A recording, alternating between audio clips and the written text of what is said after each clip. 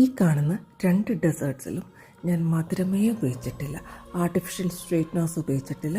ശരിക്കും പറഞ്ഞാൽ നമുക്ക് നാച്ചുറലായിട്ട് കിട്ടുന്ന ഇൻഗ്രീഡിയൻസ് ഉപയോഗിച്ച് മാത്രമാണ് ഇതുണ്ടാക്കിയേക്കുന്നത്. റോബസ്റ്റ പഴം, ഡേറ്റ്സ്, ഓട്സ്, മൈദ പോലും ചേർത്തില്ല കേട്ടോ. മുട്ട, ബദാം, അങ്ങനെയൊക്കെ പല ഇൻഗ്രീഡിയൻസ് ചേർത്തുണ്ടാക്കിയെടുത്തതാണ് കേട്ടോ. സോഷ്യൽ മീഡിയയിൽ ഒരുപാട് വീഡിയോസ് ഉള്ളതുകൊണ്ടാണ് റെസിപ്പി ഫുള്ളായിട്ട് കാണിക്കുന്നത്. കൊക്കോ പൗഡർ ചേർത്തിട്ടുണ്ട്. ശരിക്കും ഇത് കാണുമ്പോൾ നമ്മളോർക്കും, മധുരമൊന്നും ചേർക്കാതെ ഇതുണ്ടാക്കി എങ്ങനെ ഇരിക്കുമെന്ന്.